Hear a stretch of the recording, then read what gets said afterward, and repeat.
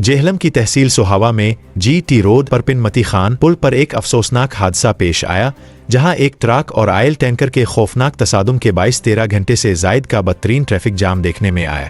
हादसा के बाद रात गए बहाव कम होने पर ट्रैफिक की जुज़वी बहाली मुमकिन हुई, ताहम 24 घंटे गुजरने के बावजूद हादसे का शिकार आयल टैंकर को ताहाल नहीं हटाया जा सका।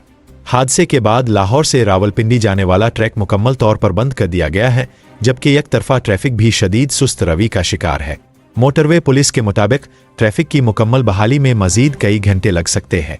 मोटरवे पुलिस के तर्जुमान ने बताया कि हादसे का शिकार आयल टैंकर में 50,000 लीटर क्रूड आयल मौजूद है, जो कि एक इंतहाई आतिशगीर मादा है। इसी वजह से टैंकर को क्रेन के जरिए हटाने का रिस्क नहीं लिया जा रहा।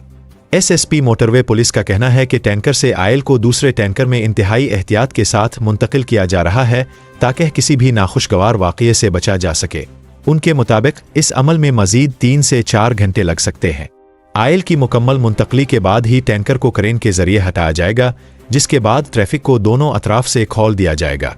तहसील इंतजामिया, AC Sohawa, rescue 1122, fire brigade, ambulances, police थाना सोहावा और मोटरवे पुलिस की भारी नफरी गुज़श्ता रात से जाए हादसा पर मौजूद है। SSP मोटरवे ने भी जाए हादसा का दौरा किया और सूरत हाल का जायजा लिया।